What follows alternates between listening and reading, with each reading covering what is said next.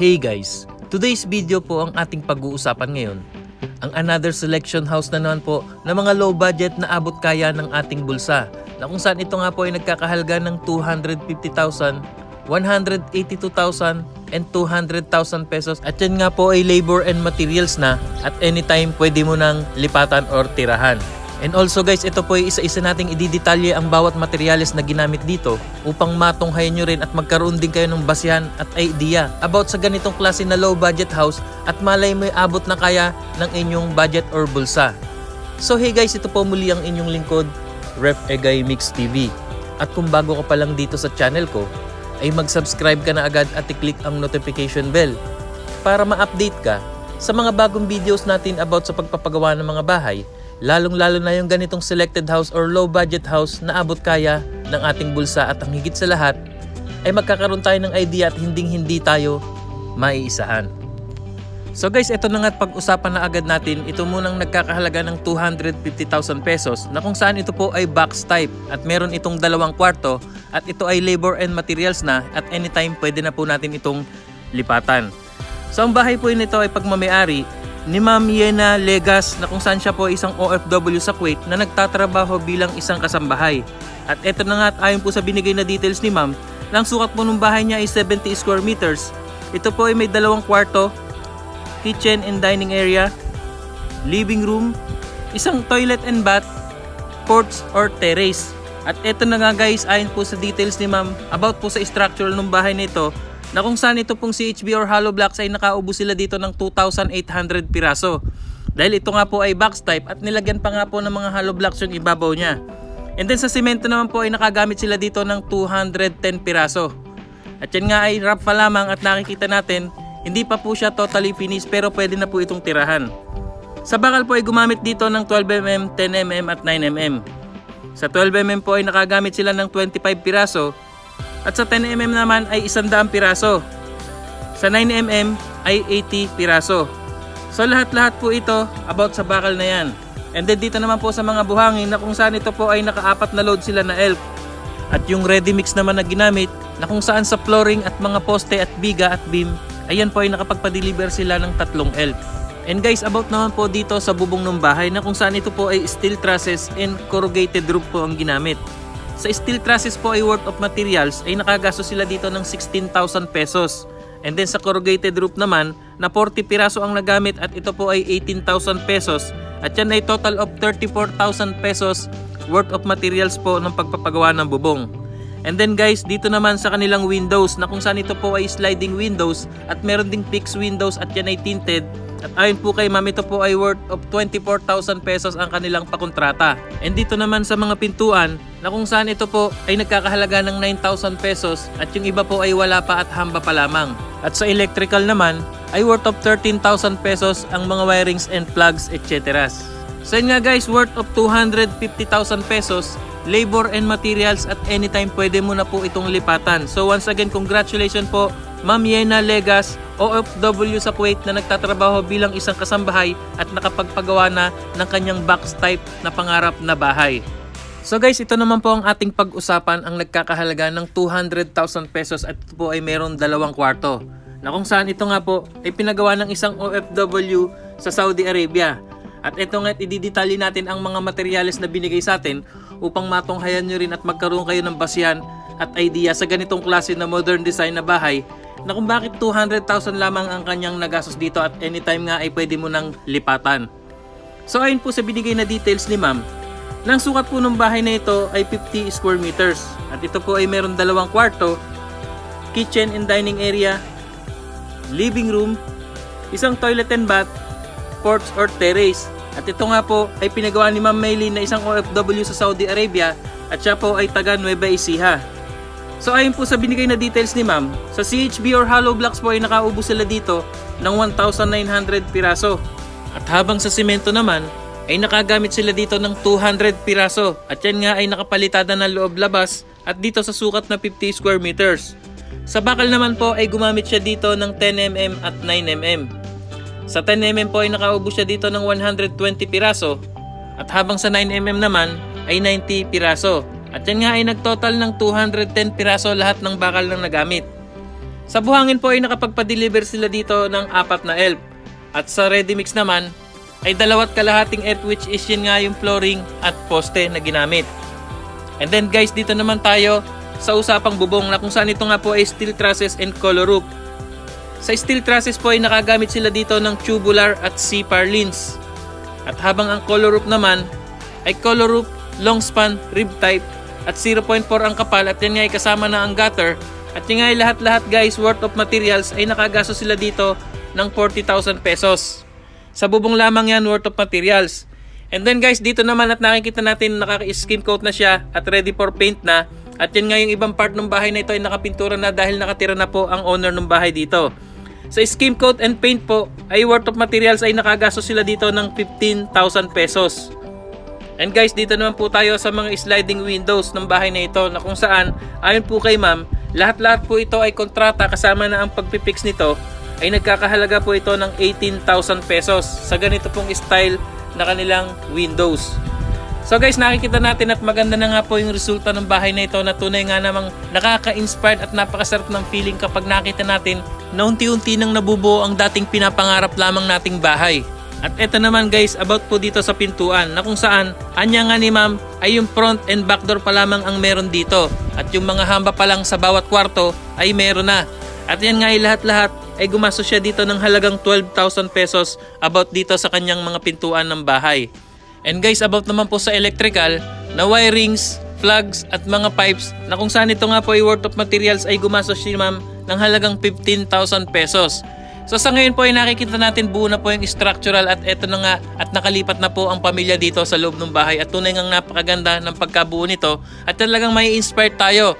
Dahil nga po sa pagpapagawa ng bahay ay hindi naman natin kaya ng biglaan, lalong-lalo at hindi naman ganong kalakihan ng ating sweldo bilang isang OFW. Ito'y gawin nating step by step kagaya nga itong ginawa ni Ma'am Maylin na unti-unti niya pong pinagawa ito at hindi niya namamalayan na yung dating pinapangarap lamang palang niyang bahay noon at nang dahil sa kanyang pagsusumikap ay naisakatuparan na ngayon.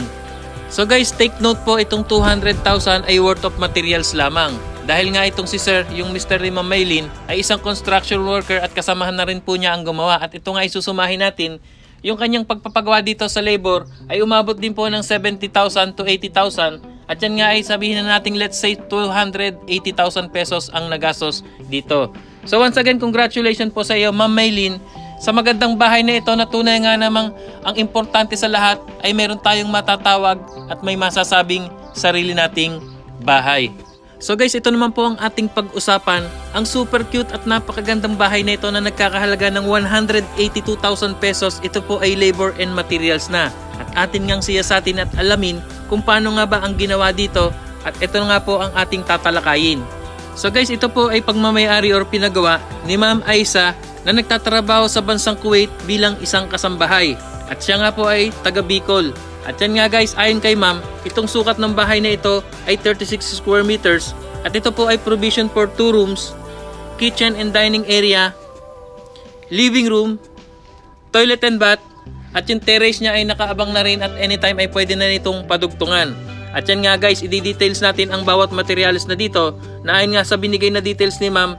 Sa structural ay sa ECHB or hollow blocks ay nakagamit sila dito ng 1,100 piraso. Sa ganito pong sukat na 36 square meters. At yan nga isaktong-sakto lang, lalong-lalo na kung ikaw ay nagsisimula pa lang na pamilya kagaya ito ni Ma'am Aisa. Sa simento po ay nakagamit sila dito ng 80 piraso. At habang ang bakal naman ay gumamit sila dito ng 10mm at 9mm. Sa 10mm po ay nakagamit sila dito ng 40 piraso at sa 9mm po ay 60 piraso at yan nga ay 100 lamang ang nagamit nilang bakal dito. At yan ay nadiskartehan mismo nung gumawa ng bahay na ito. At sa buhangin naman ay nakapagpa-deliver lamang sila dito ng 3 ELF na white sand na kung saan ito nga po ay palitada na. And then sa ready mix naman na kung saan yung pinang-flooring at poste ay ito ay nakagamit ng 1.5. So yan po ang mga nagamit dito sa structural ng bahay na binigay sa atin na details ng owner ng bahay na ito. And guys, about naman po dito sa roofing ng bahay na kung saan ito po ay ginamitan ng wood trusses and color roof. Sa wood trusses po ay gumamit sila dito ng good lumber na sukat na 2x4, 2x3 at 2x2. At sa bubong naman or yero ay gumamit sila dito ng color roof, long span, rib type at 0.4 ang kapal. At yan nga ay lahat-lahat gumastos sila dito ng halagang 38,000 pesos sa bubong naman ng bahay na yan.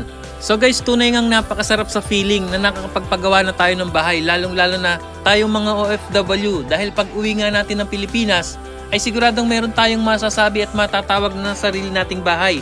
Maliit man ito malaki, ang importante sa lahat ay sarili nating pag-aari ito. Kagaya nga nito ni Ma'am Aiza ay talagang nagsumikap ng gusto at nag-ipon, at yan nga ang dating pangarap lamang niyang bahay noon, at dahil sa kanyang pagsusumikap ay naisakatuparan na ngayon. So guys, about po sa sliding windows, lahat-lahat anya nga ni Ma'am, dito sa buong bahay ay gumastos siya dito ng halagang 12,000 pesos. Yan po ay sa pakontrata niya dito sa 3 bintana lamang na sliding windows. And then sa mga pintuan naman, at lahat-lahat po ito ay may panel door, at yan po ay walang hamba na direktang nakapik sa semento ang bisagra, ay gumastos siya dito ng halagang 15,000 pesos. Yan po dito sa bahay na sukat na 36 square meters, at yan nga ay provision for 2 rooms, at ito sa ngayon ay 1 room pa lamang. So maganda na nga po ito sa nagsisimula pa lamang na pamilya na kagaya nito ni Ma'am Aiza. At sa electrical naman, wirings, plug, etc. At yan nga ay gumastos siya dito ng halagang 9,000 pesos sa ganito lamang na bahay. And take note guys, ito pong mister niya ay isa pong construction worker, at siya na rin po ang gumawa ng bahay nito, at nagbayad na lamang po sila ng labor na kasama ng mister niya, at si mister na po ang pinaka-foreman at pinaka-engineer ng bahay na ito. So once again, congratulations po sa iyo Ma'am Aiza, na ito ay bunga ng iyong pagsusumikap na magtatrabaho sa bansang Kuwait bilang isang kasambahay, at yan nga ay dating pangarap mo lamang na bahay noon, at dahil sa iyong pagsusumikap at meron ka ng super cute at napakagandang bahay ngayon. So guys, ito naman po ang ika-4 na video na ating pag-uusapan ngayon, na nagkakahalaga ng 200,000 pesos, labor and materials na, at anytime nga ay pwede mo na rin itong lipatan sa ganitong bahay na super cute at napakaganda at full concrete house. So ito nga't siyasatin natin ang pagkagawa nito, at dahil nga ito ibinigay din ang full details ng mga materials na ginamit nito ng owner ng bahay. At ito nga at ating tatalakayin upang masiyasatan at maalam nyo rin. So guys, ayon po sa binigay na details ng owner ng bahay nito, na kung saan ito ay si John Joven Carlos. At ayon nga ni sir, ang sukat po ng bahay nito ay 16 feet by 25 feet. At ito po ay kinonvert natin by the meters, at lumalabas ito na 4.8 meters by 7.5 meters, at ito nga ay total of 36 square meters. So maganda at super cute na rin ng bahay nito, dahil nga ito ay meron din itong 2 kwarto, kitchen and dining area, living room, isang toilet and bath, porch at terrace. So maganda na rin po ito, lalong-lalo na sa nagsisimula pa lang na pamilya. And higit sa lahat ay meron ka rin tayong matatawag at masasabing sarili nating bahay. So ayon po sa binigay na details ni Sir Joven, na ang nagamit pong hollow blocks dito ay umabot po ng 1,500 lamang. At sa semento naman ay nakagamit ng 110 piraso. Sa bakal po ay gumamit dito ng 12mm at 10mm. Sa 12mm po ay 40 piraso ang nagamit, at sa 10mm ay 80 piraso. At sa mga buhangin naman, na kung saan 4.25 buhangin po ang napagpa-deliver niya dito, at dito naman sa kanilang graba o ready mix ay 1.5 lamang, na kung saan ito'y ginamit sa poste at flooring. So guys, ayun nga po't buong-buo na yung bahay, at kitang-kita natin na siguradong matibay ito at hindi tinipid sa materyales, na kung saan ito nga ay napakaganda ng pagkakatindig. At ito na nga't pag-usapan na rin natin ang pagpapagawa ng bubong ng bahay, na kung saan ito po ay wood trusses at color roof ang ginamit. Sa wood trusses po ay gumamit sila dito ng 2x4, 2x3 at 2x2, na kung saan dito naman po sa bubong ay color roof, long span rib type at 0.4 ang kapal, at yan nga ay gumastos sila dito ng halagang 40,000 pesos. Dito lamang sa bubong na to, at yan nga ay kasama na ang gutter. At ayon pa kay sir, dito naman po sa mga pintuan, na kung saan ito nga po ay 11,000 ang kanyang nagastos, kasama na po ang hamba dito. So guys, dito naman po sa ating pagpapagawa ng bahay ay hindi naman natin kaya ng biglaan. Gawin natin tong step by step. Dahil siguradong pag meron tayong sinimulan, ay tsak na meron tayong tatapusin. At dahil dito nga ay matcha-challenge tayo at lalo tayong sisipagin sa ating pagtatrabaho. At hindi natin namamalayan na unti-unti na pala nating nabubuo ang ating dating pinapangarap lamang na bahay noon. At dahil sa ating pagsusumikap, ay unti-unti na pala nating naisa sa katuparan ngayon. So guys, about naman po dito sa kanilang mga bintana, na kung saan ito po ay sliding windows at jalousie. At yan nga lahat ay halos umabot po ng 15,000 pesos ang nagastos dito. At dito naman po guys sa electrical, na kung saan ayon po kay sir, ito po ay lahat-lahat ay umubo siya dito ng almost 9,000 pesos. So yun nga guys, ay worth of 200,000 pesos labor and materials na pagpapagawa ng bahay na ito. Nain po kay Sir Joven ay unti-unti niya pong itong pinagawa at hanggang sa ito'y nabuo at sa ngayon nga ay anytime ay pwede na po niya itong lipatan. So yun nga guys, maraming salamat pong muli sa inyong panonood. Sana ay na-inspired at may natutunan at nakuha na natin ng idea ang 4 na bahay na ito na kung saan ito nga po ay low budget house na abot kaya ng ating bulsa. At yun nga ay abangan po muli natin ang ating mga selection house na mga low budget na pwede nating makuhanan at mapagbasihan sa ating pagpapagawa ng bahay. At yun nga, maraming salamat pong muli sa inyong panonood. Happy 145,000 subscribers. Maraming salamat po muli sa inyong pagtangkilik ng aking mga video at pagmamahal at patuloy na pagsuporta sa ating YouTube channel. So ikaw kapatid, kung na-inspired at may natutunan ka sa vlog na ito ay mag-subscribe ka na agad at i-click ang notification bell para ma-update ka sa mga bagong videos natin about sa pagpapagawa ng mga bahay, lalong-lalo na yung ganitong low budget house na abot kaya ng ating bulsa. At yun nga ay alamin natin ang bawat detalye nito at para kung tayo sasabak na sa ating pagpapagawa ng bahay ay kahit paano meron tayong konting nalalaman at hindi tayo maiisahan. So maraming salamat pong muli sa inyong panonood. See you on my next video. Ingat po tayong lahat and God bless po sa ating lahat.